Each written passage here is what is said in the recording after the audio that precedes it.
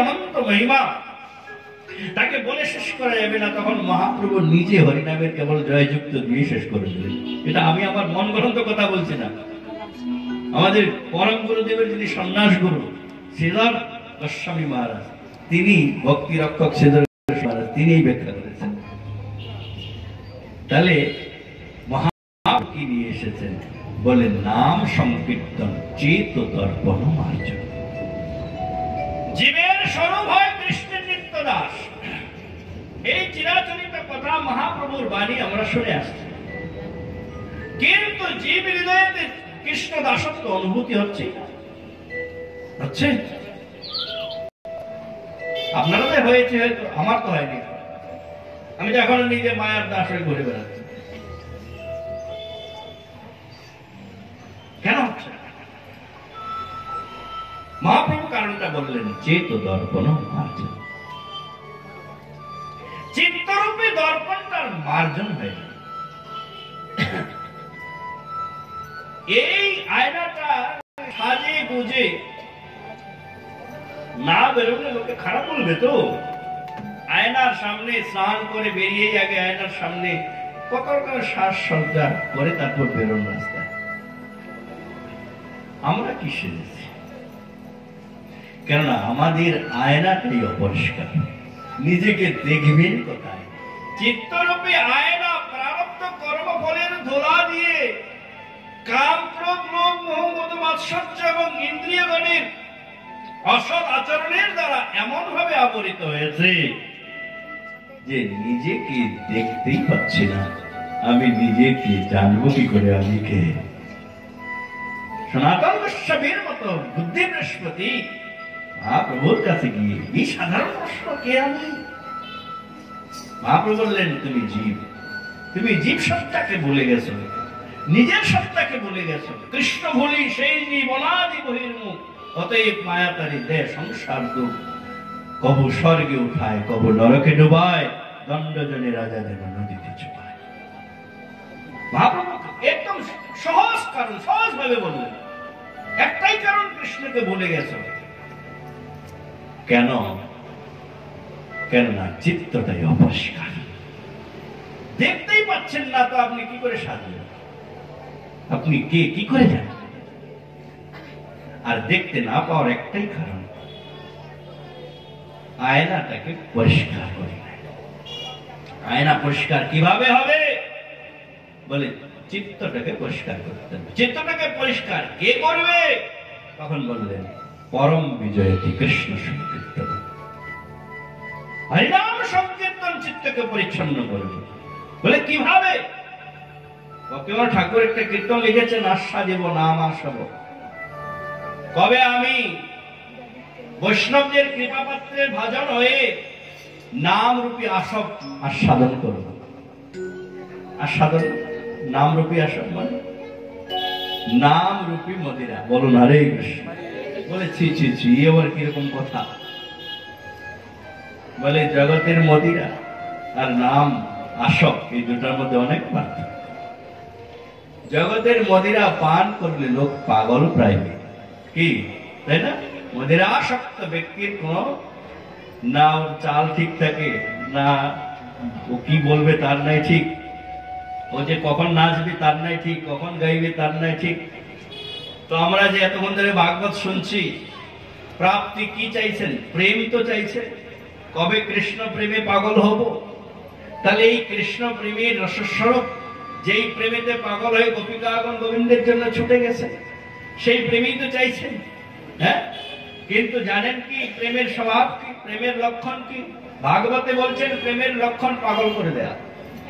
এবং ব্রত সপ্রিয় নামকৃত্তা জাতানুরাগ দ্রুতচিত্ত উচ্চৈ হসত্যথৌর অদিতি রতি গায় উন্মাদবন নৃত্যতি লোকবাহ্য। এটা হলো প্রেমের স্বভাব। জীব হৃদয়েতে যখন কৃষ্ণ প্রেমার সঞ্চার হবে, তখন ওই জীব নিজের বৈষ্ণবের ক্রিয়া মুদ্রা বিজ্ঞানা বুঝেন, এই জন্যই বলেছেন ওই জীবের ক্রিয়া মুদ্রা কেউ বুঝতে পারবে না। সে কখন আপনার মনে নাচতে থাকবে, কখন নিজেই হাসতে থাকবে, কখন নিজেই গাইতে থাকবে, কখন কি করবে, তার গমন ভঙ্গিমা, তার চলন ভঙ্গিমা, তার বলন ভঙ্গিমা কেউ বুঝতে পারবে না। ঠিক যেমন যেমন মদিরাসক্ত ব্যক্তিটার মতো। আরে ভাই, জগতের মদিরা পান করলে জগতের জীবের এই মদিরাসক্ততা কি করে জীবকে পাগল প্রায় করে, যখন ফেলে দে কোথাও তো নালিতে পড়ে, নর্দমাতে গিয়ে পড়ে, তাই না? তার হুঁশ জ্ঞান থাকে না। কিন্তু যদি কৃষ্ণ আসব রূপী, কৃষ্ণ নাম রূপী আসবকে পান করতে থাকি, এই কৃষ্ণ নাম রূপী আসবের এটা স্বভাব। মহাপ্রভু বলছেন তার গুরুকে, কিবা মন্ত্র দিলে গুরু কিবা তার বল, জপিতে জপিতে আমায় করিল পাগল। হ্যাঁ, পাগল করে দিবে। যেদিন কৃষ্ণ নাম মন্ত্রের প্রেম উদ্ভাসিত হয়ে প্রেমেতে জীব পাগল প্রায় হয়ে পাগল হয়ে যাবে, আর সেই দিন ওই পাগল প্রায় জীবের গমন ভঙ্গি ঠিক থাকবে না, নর্তন ভঙ্গিমা ঠিক থাকবে না, তখন তার চাল ঢাল ঠিক থাকবে না, কেউ তাকে কিছু বুঝতে পারবে না। ওই প্রেমাপ্লুত ব্যক্তি কৃষ্ণ নামেতে অধীর হয়ে মধুর সঙ্গীত গেতে গেতে, মধুর নৃত্য করতে করতে, আর যখন কোথাও গিয়ে পড়বে না, তখন গিয়ে শ্রী বৃন্দাবনেতে রাধা গোবিন্দের চরণে গিয়ে পড়বে। আর যেদিন রাধা গোবিন্দের চরণে পড়বে, সেই দিন রাধা গোবিন্দ, সেই দিন ভগবান জীবকে তার নিজ স্বরূপের থেকে প্রদান করবে। জীব অনেক ভবাটবিতে ভ্রমণ করেছ, ওই ভবাটবিতে ভ্রমণ ছেড়ে দিয়ে তুই বৃন্দাবনে এখন জীবের স্বরূপ হয় কৃষ্ণ নিত্য দাস। সেই কৃষ্ণ দাসত্বকে প্রাপ্তি করো, কৃষ্ণ সেবা লাভ করো, এখানে সেবা করো। এই যেদিন কৃষ্ণ সেবা লাভ করে জীব বৃন্দাবনেতে স্থির হবে, সেই দিন জীবের জীবত্ব, জীবের মানব জন্ম লাভত্ব ধন্য হয়ে যাবে। আমাদের ভাগবত শ্রবণ ধন্য হয়ে যাবে। আমাদেরকে ভাগবত যে প্রতিপাদ্য দিয়েছেন সেটা রসাস্বাদন হবে।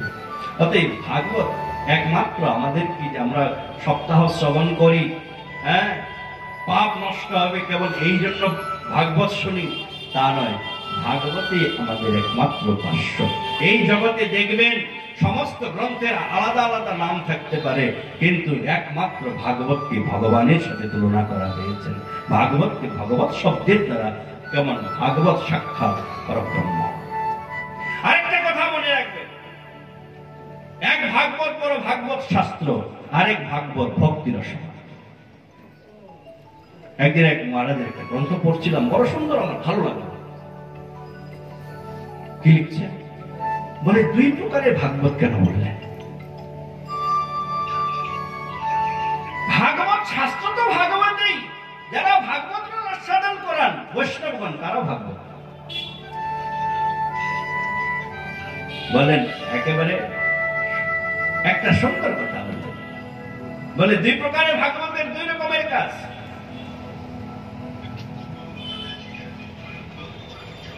যেমন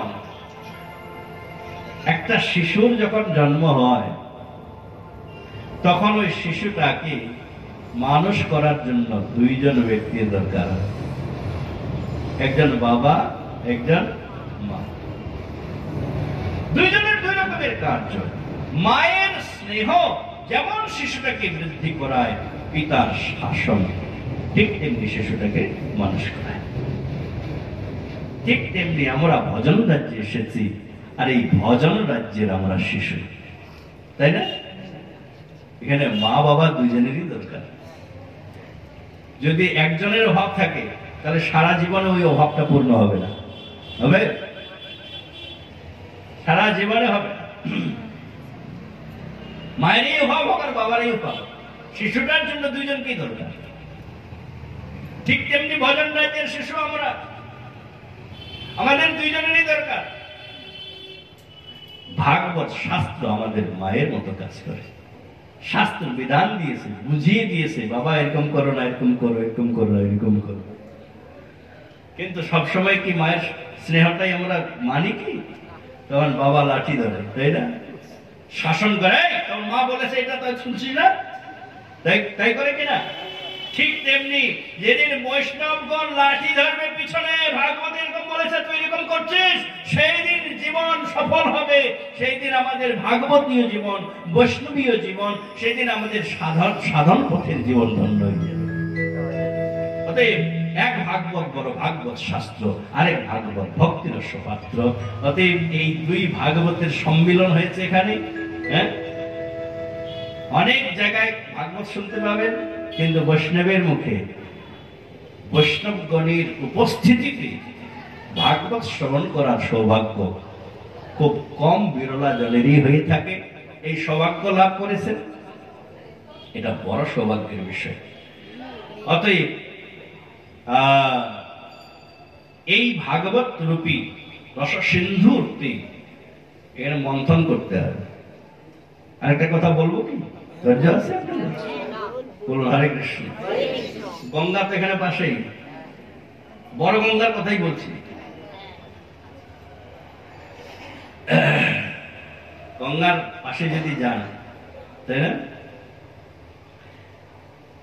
বলছে শাস্ত্র যে দুই প্রকারের ধারা প্রবাহিত হয়, একটা দুরকুলক প্লাবক, একটা আত্মকুলক প্লাবক।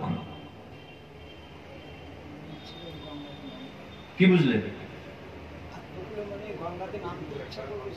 না, আমি বলে দিচ্ছি। দুরকুলক একটা হচ্ছে গঙ্গা বইছে দূর থেকে, তীর থেকে আপনি দেখছেন ওই গঙ্গার জলে যাচ্ছে, গঙ্গার জলেই ভেসে যাচ্ছে, তাই না?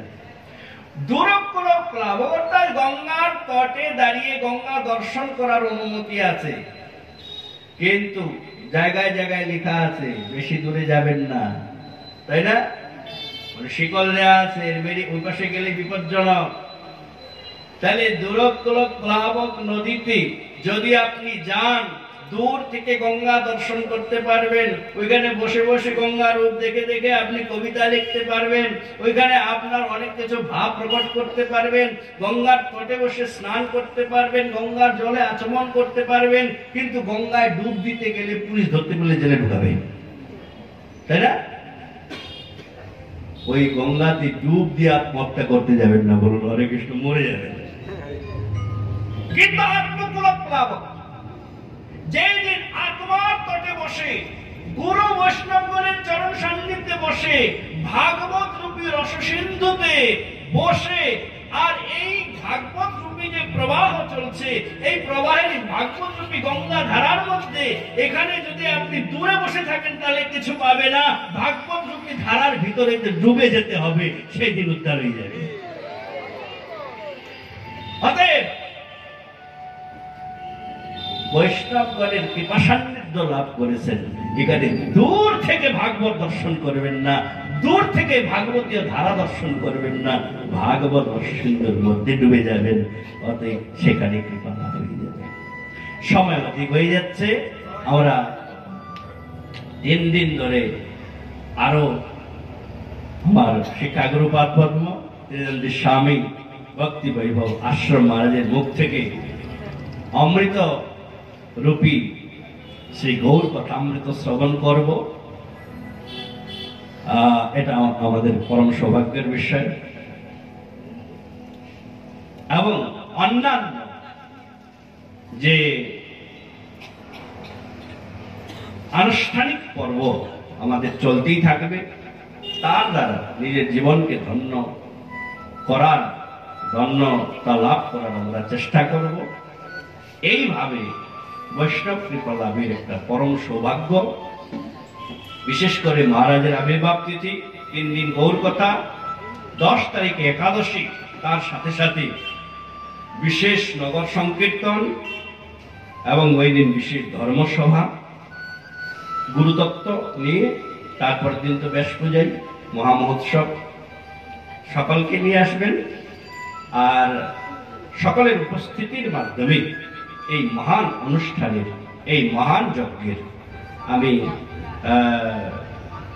সম্পূর্ণ বা ভগবানের কাছে এটা প্রার্থনা করছি। আর আপনারা তাদের সকলেই আমন্ত্রিত, বিশেষ করে আমন্ত্রিত, সকলেই আসবেন, এই লাভ থেকে নিজেকে বঞ্চিত করবেন না। আজকের কথা আর বেশি কলেবর বৃদ্ধি না করে এখানে বিশ্রাম দিচ্ছি। নিতাই গৌর প্রেমানন্দে। ভাববেন না যে মহারাজদের বসিয়ে রেখে একাই বলে গেলে এতক্ষণ।